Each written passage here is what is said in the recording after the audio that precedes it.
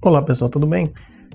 Tenho certeza que você já sabe que a maior parte da população brasileira evidentemente não consegue economizar, tem que pagar muita conta, os salários são baixos e tudo mais, mas das pessoas que investem, 70% delas colocam dinheiro apenas na poupança. Será que a poupança realmente é o melhor investimento? Falando apenas de renda fixa? Estou nem falando de renda variável, de bolsa e de tudo mais, porque tem outras opções, como você sabe, né? Você tem a poupança, você tem os fundos DI, você tem os LCIs, os LCAs, os CDBs, o Tesouro Direto, então tem várias opções. E nesse vídeo aqui eu vou fazer uma comparação rápida entre eles e também comparar com a média da bolsa, da Ibovespa, tá bem? Fica por aí, vamos lá dar uma olhadinha. Aqui eu vou considerar o seguinte, eu vou fazer uma avaliação nos próximos 12 meses, considerando os valores atuais.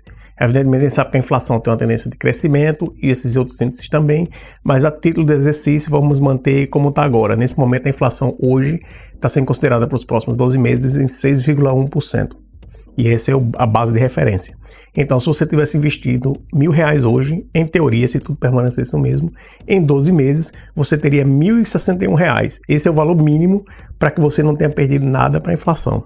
E esse é o valor base de referência. Vamos falar da primeira, que é a poupança, que é a mais comum, né? Como eu falei antes, para 70% dos brasileiros. Ela normalmente rende 70% da taxa Selic, mais uma taxa de referência.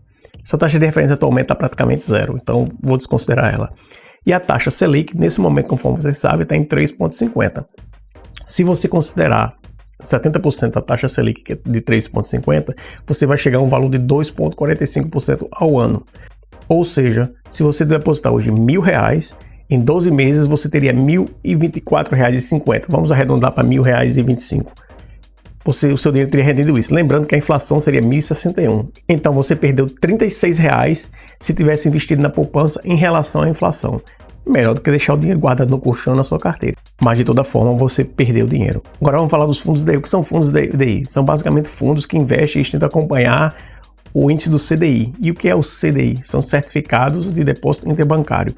Os bancos, no final do fechamento do dia, eles têm que ter um valor mínimo de capital na instituição para cobrir, tem que fechar sempre no positivo, isso é uma regra do Banco Central. E para que isso ocorra, para manter o índice Basileia. Normalmente eu tenho vídeos falando sobre isso também, você quer que o índice Basileia esteja em torno de 1,15, né? E aí os bancos fazem esse empréstimo de curtíssimo prazo, com a taxa de juros específica. E aí esses fundos DI, eles usam essa taxa do CDI, que é o que eles tentam acompanhar. Essas taxas do CDI são registradas na B3, então tem como se acompanhar isso de forma constante. E como é que esses gestores desses fundos DI fazem? Eles investem em títulos de renda fixa, pós-fixados, vinculados ao CDI ou à taxa Selic, que tentam acompanhar a variação desse juro. Eu não sei se você entendeu, mas é bastante simples. Basicamente, a taxa Selic ou CDI varia para mais ou para menos. Esses títulos de renda vão acompanhar também, vão copiar. Vão acompanhar o que está acontecendo com a Selic ou com o CDI. Normalmente, o CDI é bem próximo do CDB. São bem parecidos. A diferença é que o CDI é certificado de depósito interbancário e o CDB é o que é utilizado pelos bancos convencionais, né? Certificado de depósito bancário, quando você empresta dinheiro para o banco, para que ele possa emprestar para outra pessoa e fazer dinheiro em cima de você. Nesse momento, o CDI está em 3,40%. Então, basicamente, se você tivesse investido no CDI hoje, considerando que tudo está congelado pelos próximos 12 meses, você investindo R$1.000, em 12 meses você teria R$1.000,34. Ou seja, você ganhou R$34 em relação aos 1.000 que você tinha antes. Mas rendeu mais que a poupança, que era R$1.025, você ganhou R$9 a mais. Mas lembrando que a inflação estaria em R$61. Então você perdeu dinheiro em relação à inflação também. Você perdeu R$27. E os próximos que eu queria falar são os LCs, os LCIs e os LCAs. Os LCs são as letras de câmbio, digamos assim. Normalmente é emitido por bancos de médio e pequeno porte, o risco é maior, então eles pagam um pouco a mais devido a esse risco. E esse LC é usado normalmente para emprestar para as pessoas através do crédito consignado. Então o banco vai fazer um bom dinheiro em cima de você nisso aí. Novamente, dependendo do tamanho do banco, eles vão estar dispostos a pagar mais ou menos. Normalmente os bancos menores pagam mais, porque o risco é bem maior. Normalmente se paga 110% do CDI. Conforme a gente já conversou aqui, o CDI nesse momento é em 3,4%. Considerando esses 10% a mais, você chegaria a um valor de 3,74%. Mesmo exercício, investindo os R$1.000 por 12 meses, considerando que essa taxa permaneceria a mesma, você faria R$1.037. Os 40 centavos eu vou deixar para lá só para facilitar o exercício. Fez mais do que a poupança novamente, que foi apenas R$24. Fez mais do que o CDI, digamos assim, os fundos DI, considerando que eles estão pagando o valor que estava lá igual ao CDI. Mas Comparando com a inflação, você está perdendo, né? A inflação fez 1.061, você está fazendo 1.037. Você ainda está perdendo R$24. Próximo aqui que eu estou falando são os LCIs e os LCAs.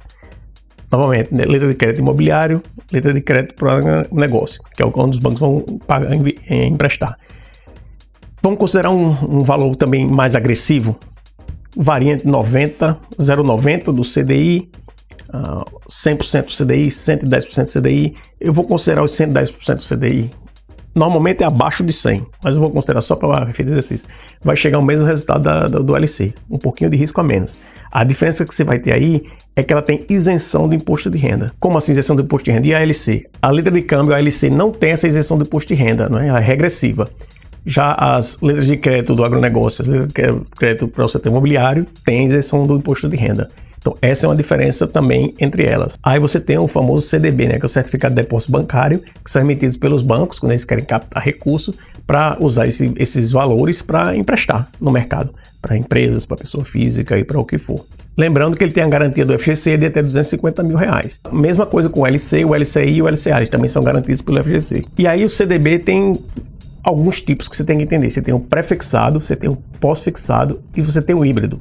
O pré-fixado é aquele que você faz um investimento e já sabe quanto que vai render pelos próximos 12 meses. O pós-fixado normalmente é vinculado a alguma coisa, a taxa Selic, ou ao IPCA, ou ao que for.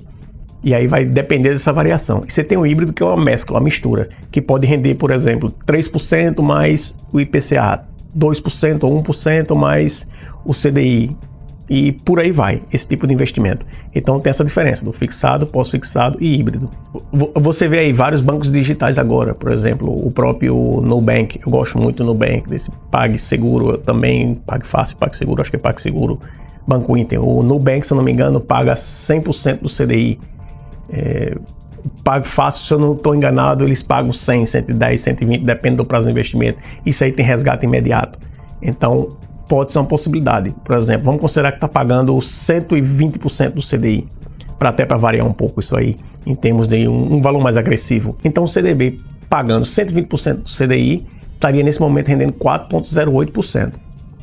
Ou seja, se você tivesse investido R$1.000 hoje, em 12 meses, tudo novamente mantendo-se constante, você estaria com R$1.040,80. Eu vou descontar os 80, vou botar R$1.041, para ficar até mais fácil a matemática. Você ainda perdeu R$20 em relação à inflação. Bem melhor do que a poupança, mas ainda está perdendo em relação à inflação. E ainda tem mais, né? Isso é em termos de resgate, porque eles falam um resgate diário. É verdade, o dinheiro está disponível na sua conta de forma diária, de forma rápida, mas você tem a parte de IOF, a parte de impostos. Se tiver lucro, você tem que pagar o seu imposto de renda. O IOF pode começar até 96% que você vai pagar. Se você tiver um resgate, por exemplo, de um dia, em termos de lucro, se tiver algum lucro em cima disso aí, por isso que quando você tira, você não rende quase nada. E pode chegar até 3% se você retirar com 29 dias. Então é algo de se estudar também, é ver quão rápido você precisa ter esse recurso ou não. Porque às vezes você pensa que está rendendo isso tudo, mas você tem que fazer um resgate de forma imediata, você não vai ter retorno. Mas também não vai estar perdendo tanto como numa poupança, por exemplo. Porque a poupança, se você fizer o resgate com 29 dias, você perdeu tudo, né? Você não ganhou nada. Tem aquela data fixa, é coisa da época das cavernas. Mas 70% das pessoas ainda investem nela, né? Que pode se fazer. Aí eu não sei. E aí você tem o Tesouro Direto, né? Basicamente, você tem os CDI, por exemplo, que são um banco emprestando para o outro. O CDB, você emprestando para os bancos, ou porque os bancos vão poder emprestar para quem eles quiserem, digamos assim. Você tem os LCs, LCIs e LCAs, que os bancos também pegam para emprestar para crédito consignado, para o agronegócio, para a parte imobiliária. E você tem o Tesouro Direto, que aí você está emprestando dinheiro para o governo federal. É o mais seguro, né? Que até esse momento eu desconheço que o governo tenha feito algum calote em termos de título do Tesouro. Mas é que está também, que aí o governo vai usar esse dinheiro para investir em infraestrutura, se funcionar, se for a forma correta, né? Saúde e tudo mais. E aí tem o tipo pré-fixado e o pós-fixado. Pré-fixado nesse momento, eu estou até olhando aqui, o Tesouro pré-fixado para 2024 está com a rentabilidade anual de 8,14%, está acima da inflação de 6,1%. Então, se você estivesse investindo isso agora, em 12 meses, em teoria, você estaria com 1.081. Então você estaria com R$20 a mais do que a inflação. Você está batendo a inflação. E aí é que tá. Quanto mais de longo prazo o seu investimento, maior vai ser seu retorno. Por exemplo, nesse momento, se você investir até 2024 no Tesouro Pré-fixado, você vai estar com um retorno de 8,14%. 2026, 8,66%. E 2031, 9,20%. Aí agora você tem o Tesouro pós-fixado. Você tem, por exemplo, para 2024, que é o Tesouro Selic, que é o que chama, né? Que é o Tesouro, basicamente, a taxa Selic mais o 0,2674. E lembrando que no Tesouro pré-fixado, você pode começar a investir a partir de R$ 31,30. Então é um valor que dá para se fazer, não é? E aí tem essa parte de rentabilidade e liquidez também, que é diária. Você tem formas de se investir no tesouro que você consegue ter esse retorno do seu valor usando o dinheiro que você tem na poupança, onde for, de forma rápida. Ou seja, qualquer um desses investimentos que a gente está falando aqui, em teoria, seria uma ótima forma de se colocar como reserva de emergência. Algumas mais, outras menos. Poupança é uma reserva de emergência também, que você pode retirar a qualquer momento, mas que você vai perder muito mais em relação à inflação do que esses outros investimentos.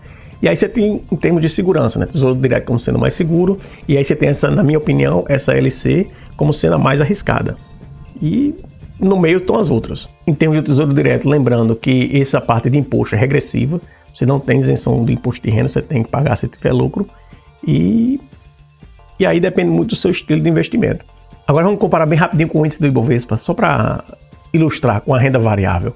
Esse vídeo não é para isso, mas só para fechar com esse ponto é importante. E aí eu vou usar a média dos últimos 50 anos. Por quê? Porque em 2019 o Ibovespa cresceu mais de 30%. Em 2020 foi 2,92%. Então, usando a média do Ibovespa desses últimos 50 anos, você chega a uma média de 11,74%. Que é bom, né? Quando você tem um prazo bastante longo, tem essas variações a mais, a menos, você suaviza a curva e vê realmente uma média. Considerando, não tem garantia, tá? Por isso que se chama renda variável, pode variar para mais ou para menos, ou realmente tem que chegar no valor, mas a longo prazo, em teoria, por isso que temos a média, é que chegue nisso.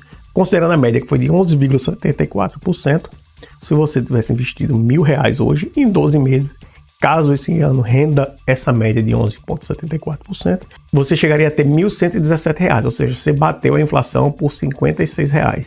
Parece um valor pequeno, mas não é, porque quando você analisa isso no horizonte médio e longo prazo, anos e anos e anos, esses valores se acumulam. E aí você está sempre aportando também, não é? Então é basicamente isso esse vídeo, só uma comparação entre as principais formas de investimento na renda fixa e nesse finalzinho é uma comparação básica com a renda variável, mas é só o que eu acho de cada um. Possa ser que eu tenha feito algum erro aqui em algum ponto, em termos de percentual e tudo mais. Se eu fiz, deixa nos comentários aqui embaixo, até mesmo que eu possa corrigir para vídeos futuros. E me fala se você tem algum desses investimentos, o que é que você achou. Tem muita coisa no mercado, o principal ponto aqui é você fazer sua própria análise. Não é porque eu estou falando, outras pessoas estão falando que você tem que investir, não. E o motivo que eu decidi fazer esse vídeo aqui é porque eu estou sempre, como eu falei, estudando, vendo outros vídeos. E vi algumas pessoas hoje falando que não importava se você é iniciante, isso aqui rende. Não é assim. Tudo importa. Cada centavinho que você ganha ou que você gasta importa no longo prazo. Até dica que eu vi que quando você é iniciante e a renda variável, a melhor forma de investir é o Bitcoin. Não é. Pelo amor de Deus, não faça isso. Se você não conhece, se você não conhece nem suficiente de bolsa, não vá se aventurar em Bitcoin. Ainda mais se essa variação de bolsa lhe aflige, lhe estressa. Bitcoin você não tem ideia. Teve época que chegou a $20.000 e que no outro dia chegou, em um mês chegou a 7, 8 mil. Então, se o ambiente muito volátil lhe estressa, não entre nessa. Bem é isso. Boa sorte para vocês, bom investimento. Se gostou, se inscreva no canal. Nos vemos na próxima. Até mais.